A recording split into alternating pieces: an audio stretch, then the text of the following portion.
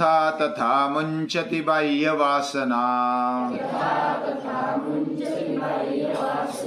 निःशेष मोक्षे सति वासनानाम् आत्मानुभूति प्रतिबंध शून्या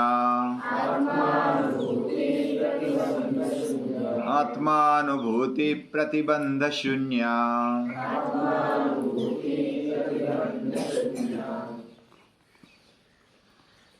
जीवन है तो इच्छा है, उसके बिना हमारा जीवन नहीं। बिना इच्छा के कम से कम जीने की इच्छा तो हमारे मन में होनी चाहिए, होती है तो ही हम जीते हैं। अगर वह भी इच्छा नहीं तो कैसे जी सकते हैं। जन्म के साथ हमें इच्छा मिली, वासना मिली और उसके ही कारण हम जीते हैं। इच्छा दो प्रकार की है। उसको अगर बुरी इच्छा बोलेंगे तो वह एक है और एक अच्छी इच्छा है। बुरे संस्कार है, अच्छे संस्कार है, बुरी वासनाएं है, अच्छी वासनाएं है। और श्रीमद् भगवद गीता में बुरी इच्छाओं को ही असुरी संपत्ति के गुण कहा गया और अच्छी इच्छाओं को दैवी संपत्ति के गुण कहा गया। यानी एक तरफ बुरी वासना इच्छा है तो असुरी संपत्ति है, दूसरी तरफ अच्छी इच्छा वासना है तो दैवी संपत्ति है। ये दोनों का द्वंद्व हर एक में चलता है। आदमी एक प्राणी है। मैन इज एन एनिमल और man is a rational animal. ये मनुष्य बुद्धिमान प्राणी है और यही उसकी विशेषता है। एक बार क्या हुआ, संत एकनाथ जो महाराष्ट्र में हुए, पैठण में, उनकी लड़की एक शास्त्री यानी कि शास्त्र का अभ्यास जिन्होंने किया था ऐसे व्यक्ति के साथ रचा दी। शादी होने के बाद और शास्त्री होने के बावजूद भी वह दारू पीने के अधीन और कुछ संग लग गया था, बुरा संग, तो उधर जाते थे, हर रोज जाते थे। ये बेटी को अच्छा नहीं लगा। एकनाथ जी जो महाराज एकनाथ महाराज थे, उनकी बेटी को अच्छा नहीं लगा। उन्होंने तकरार की अपने पिता के पास। किसके पास बोलेगी बेटी? तो अपना दुख अपने पिता से कहा कि मेरे पति तो हर रोज चले जाते पीने के लिए, खाने के लिए, और वो अलग उनके संग है, अलग उनकी वासनाएं कामनाओं के पीछे वो लग गए, और मैं क्या करूं अभी? उनको कुछ सुनाओ। तो उनको भी बुलवाया गया। उनको बुलाने के बाद बेटी को बोला कि तू जा, मैं अकेले में बात करना चाहता हूं अपने दामाद से। तो दामाद को बुला लिया। दामाद को बोले कि मैंने ऐसा सुना कि आप व्यसनाधीन हो गए, आपको कामना वासना का संग लग गया।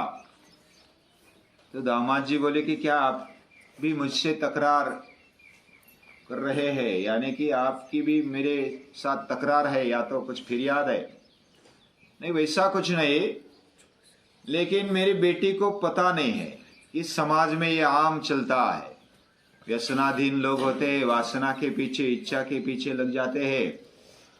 मेरी बेटी तो शास्त्री समझ करके आपके साथ ब्याह किया और आम समाज का पता नहीं उसको, वैसी कोई बात नहीं।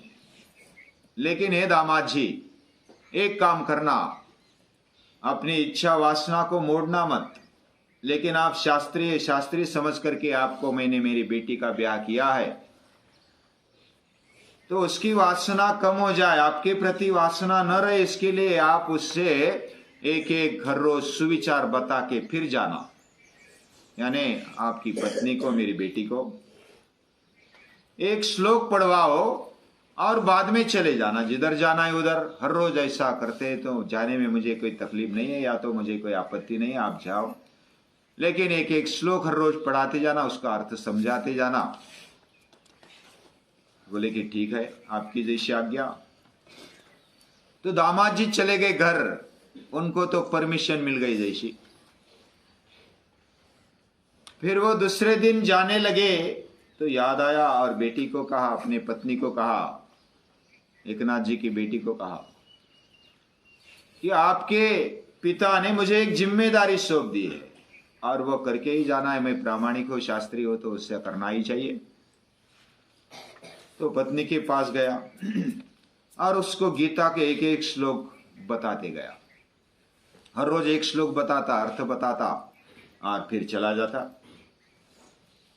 अभी गीता का अध्ययन करते करते करते करते अपनी पत्नी की वासना को निवृत्त करने के बजाय, वो शास्त्री थे, विद्वान थे, समझदार थे, वह अपनी ही वासना को उन्होंने कंट्रोल करना शुरू कर दिया कि मैं ही गलत हूं, मैं बताता हूं और मैं कैसे ऐसे करता हूं। उसको मन में ऐसा खाने लगा। जो भी हम बताते हैं और अच्छी बातें बताते हैं तो हमारे मन में वो चुभती है, क्योंकि मैं नहीं करता हूं तो ये कैसे बता सकता हूं। तो दामाद जी तो जाते थे लेकिन मन में चुभने लगा कि मैं गीता बताता हूं, अपने ही पत्नी को बताता हूं, उसकी वासना कम करने के लिए बताता हूं, और मेरी वासना फैल रही है, बढ़ रही है। मैं भी व्यसनाधीन अभी भी छोड़ नहीं रहा हूं। तो ऐसे करते करते वो फिर विरक्ति आने लगे उनमें, वो दामाद में, और उनका व्यसन छूट गया। उनकी जो इच्छा है, कामना है, वासना है देह के प्रति, वो कम होने लगी और पत्नी को बोलने लगे कि क्षमा कर दे मुझे। अब इधर क्या हुआ, जैसे पूजनीय दादाजी बताते हैं कि जाओ भाव फेरे में जाओ, भक्ति फेरे में जाओ, त्रिकाल संध्या बताकर आ जाओ। और क्यों बताना है? मेरा अभ्यास हो, मेरा स्वाध्याय हो जाए। यानी जो भी अच्छी अच्छी बातें भले मेरे जीवन में न हो, लेकिन जो भी मैंने पढ़ा सुना उसको बताते जाओ। जब बताते तो हम अपने मन में विचार करते, अंतर्मुख हो जाते। यथा यथा प्रत्यगवस्थितम मनः, जैसे जैसे हम अंतर्मुख हो जाते हैं, अभ्यास करते करते, स्वाध्याय करते करते हम अंतर्मुख हो जाते हैं।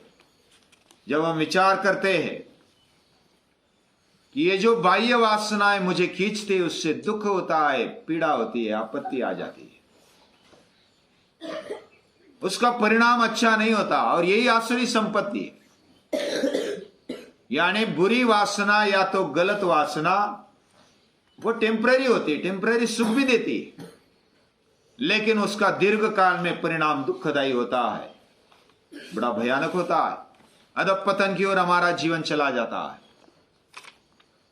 लेकिन जब हम अभ्यास करते, स्वाध्याय करते, कुछ विचार करने लगते, जो बाह्य मुख थे, बाह्य वासना के पीछे, बाह्य इच्छाओं के पीछे लग रहे थे, हम जब अंतर्मुख हो जाते, विचार करने लगते कि ये इच्छा वासना कहां से आ गई, किसने निर्माण की, कौन है इसका संचालक, कौन है इसका निर्माता।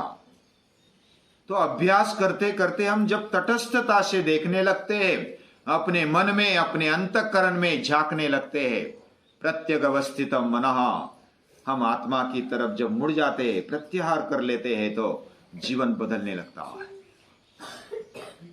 जैसा गीता में कहा गया है, ध्यायतो विषयान पुंसा संगस्तेषु उपजा, जो विषयों का ध्यान करता है उसको संग लग जाता है। बाह्य विषयों का ध्यान करने पर बाह्य संग लग जाता है, बाह्य वासना, कामना हमारे मन में आने लगती है। और जब वह कामना पूर्ण नहीं होती, वह संग जब लगने लगता है तो कामना बढ़ जाती है। संगात संजायते कामा, कामात क्रोधो भी जायते, कामना पूरी नहीं होती तो क्रोध आ जाता है, मुझे क्यों नहीं मिला, ऐसा उसको लगने लगता है। क्रोधात भवति सम्मोह, जब क्रोध हो जाता है, गुस्सा आ जाता है, तो हमारा दिमाग काम करना बंद कर देता है, हम मोहित हो जाते हैं, हमारी बुद्धि भ्रमित हो जाती है, सारा सार विवेक नहीं रहता गुस्सा आने पर। क्रोधात भवति सम्मोह, सम्मोहात स्मृति विभ्रमा, तब हमारी स्मृति भ्रंश हो जाती है, स्मृति नष्ट हो जाती है। मैं कौन हूं, क्या हूं, किधर से आया हूं, क्या करने इधर आया हूं, क्या इस पृथ्वी पर मैं इसलिए आया हूं? क्या इसलिए मुझे भेजा है भगवान ने? या तो जो भी शक्ति मुझे भेज रही है किस लिए भेज रही है? जब हम अंतर्मुख हो जाते हैं तब थोड़ा विचार करने लगते हैं। स्मृतिर्भ्रंशात् बुद्धिनाशो, स्मृति भ्रंश होने के बाद बुद्धिनाश हो जाता है। बुद्धिनाशात् प्रणश्यति, बुद्धिनाश होने पर पूरा विनाश हो जाता है, पूरी जिंदगी खत्म हो जाती है, पूरा आयुष्य जन्म जन्मांतर का तप खत्म हो जाता है। और जब हम अंतर्मुख होते हैं, अंतर्मुख होने पर पहले तो वासनाओं को अच्छी दिशा दे दो, इच्छाओं को अच्छी दिशा दे दो। शुभेच्छा ये पहली पगती है, पहली स्टेप है। यानी शुभेच्छा, विचारणा, तनुमानसा, सत्वापत्ति, असंशक्ति, पदार्थाभाविनी, तुर्यगा, ब्रह्मैव केवलम, भगवान के तरफ जाने की ये सीढ़ियां है।